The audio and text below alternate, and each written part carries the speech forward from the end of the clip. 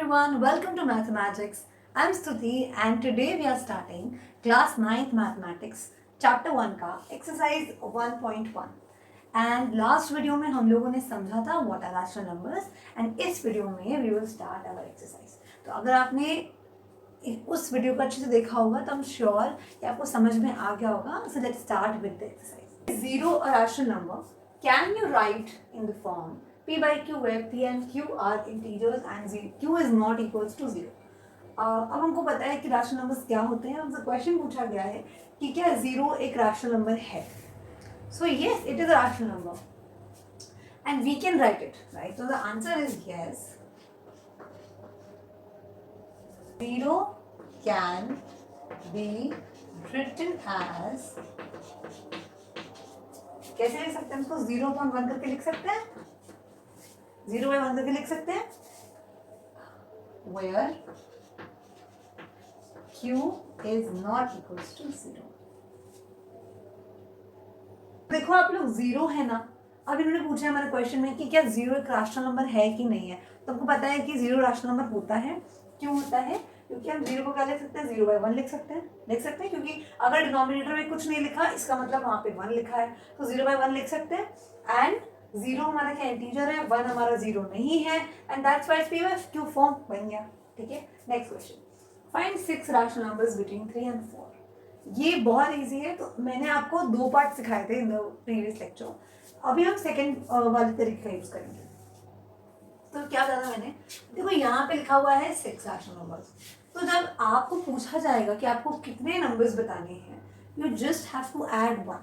Okay. So the first step is कि आपको जितने नंबर्स पूछे गए हैं आपको उतने में 1 ऐड कर देना है. तो you will gate 7. 6 + 1 = 7, right.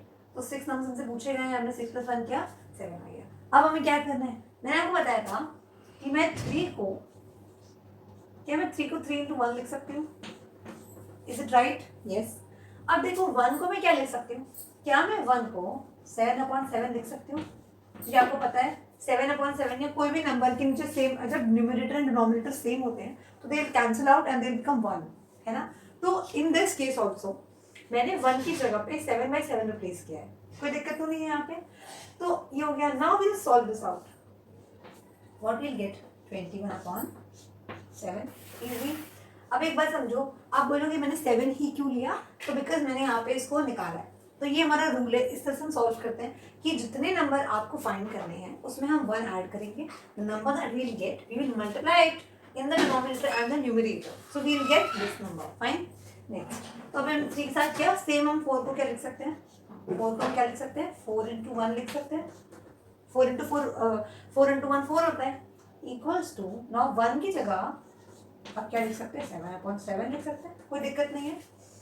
This will become 28/27. Now आपको सिंपली क्या करना है? 21/7 and 28/7 you have to find 6 numbers ना. तो you will get the 6 numbers. तो 21/7, 22/7, 23. अब आप देखोगे 1 2 3 4 5 6. यहाँ पे हमने क्या फाइंड कर लिया है? यहाँ पे हम लोगों ने 6 नंबर्स को फाइंड कर लिया. ठीक है. तो आपने क्या करेगा सिंपली.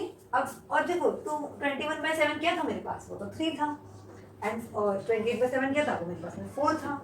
तो हमें क्या मिल गया? हमें हमारे 6 रैशनल नंबर्स मिल गए which are between 3 and 4. So these are the 6 rational numbers between 3 and 4. Clear है?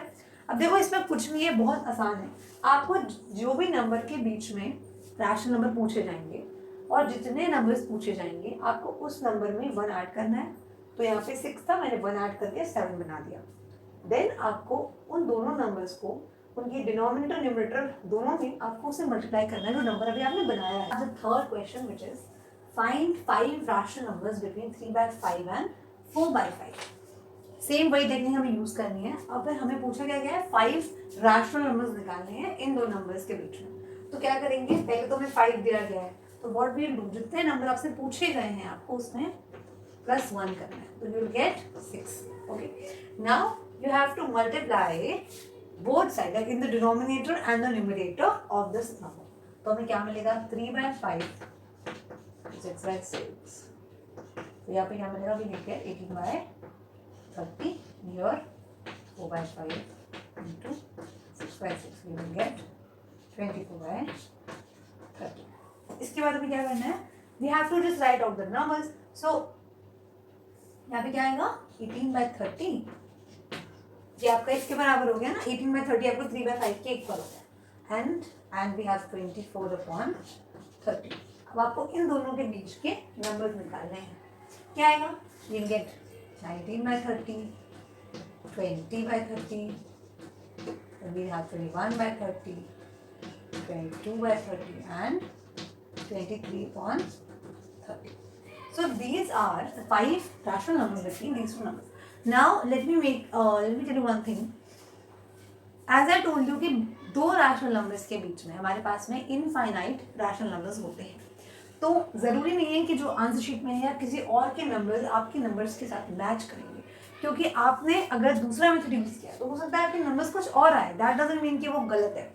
बट बिकॉज यहाँ बहुत सारे नंबर्स हैं, इन दो नंबर्स के बीच में इनफाइनाइट नंबर्स हैं, तो इट डजंट मैटर, आपको सिर्फ 5 फाइंड करने को, आपने 5 फाइंड कर दिया, which is right. Okay, now we move to question 4, which is state whether the following statement is true और false and give reason for your answer. Now we have every natural number is a whole number. अब मैं आपको अगर याद हो last lecture में भी ये क्वेश्चन मैंने कराया था इन द एग्जाम्पल. यहाँ पे क्या है कि क्या हर नेचुरल नंबर होल नंबर है, एवरी नेचुरल नंबर. ध्यान से क्वेश्चन पढ़ना है आपको. तो नेचुरल नंबर क्या होते हैं, जो 1 से स्टार्ट होके इन्फिनिटी जाते हैं, 1 2 3 4 5. होल नंबर हमारे 0 से स्टार्ट करते हैं, यही डिफरेंस है. तो देखो हर नेचुरल नंबर तो एक होल नंबर होता है, क्योंकि बड़ा कौन सा है ना, होल नंबर का सेट, उसमें 0 भी आता है. तो हर एक नेचुरल नंबर होल नंबर तो होता ही है ना, हर एक नेचुरल नंबर होल नंबर तो होगा ही. तो इस वजह से ये स्टेटमेंट ट्रू है.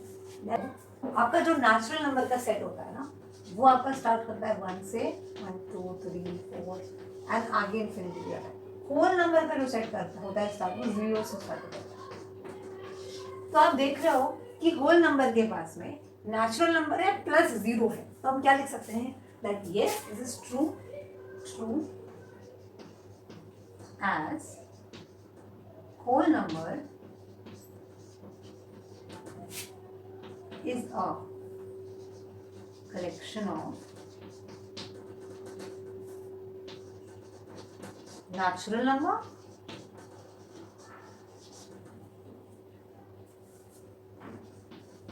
and zero.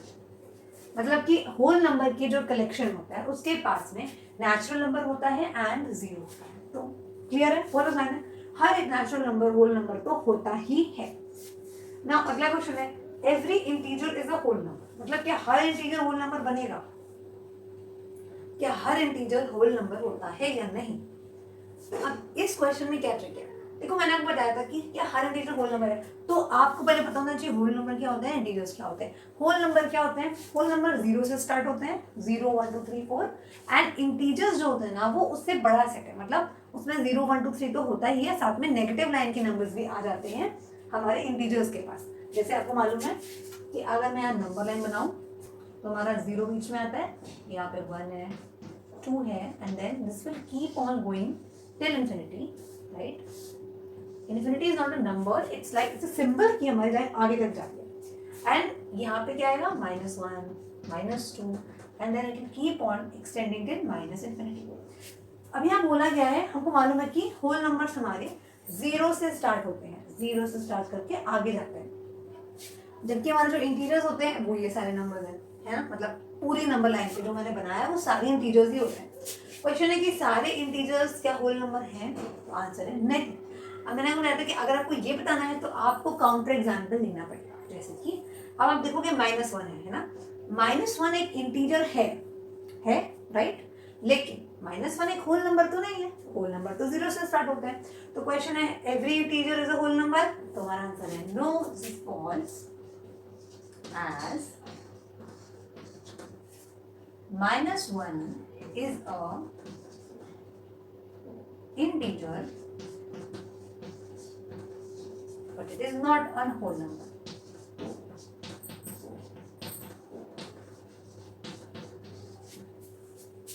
We have every rational number is a whole number. अब अगेन वही, देखो अगर आपको ये बात को बताना है कि गलत है तो आपको उसके लिए रीजन देना पड़ेगा।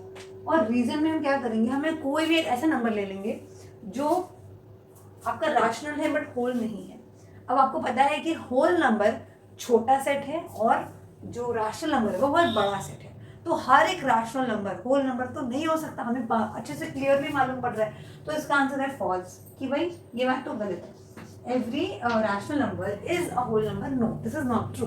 Why? so we can say that 1/2 is a rational number। 1/2 क्या है हमारा? रैशनल नंबर है, but it is not a whole number। This we completed our exercise 1.1। I hope you get it very clear। It's very easy exercise। अगर आपने lecture 1 अच्छे से देखा है then I'm sure कि आपको समझ में आया होगा। एंड अगर आपने नहीं देखा तो make sure कि आप lecture 1 एक बार जरूर देखिए। And thank you for watching। Make sure you subscribe and I'll meet you with the lecture 3 of this chapter। Till then, keep learning।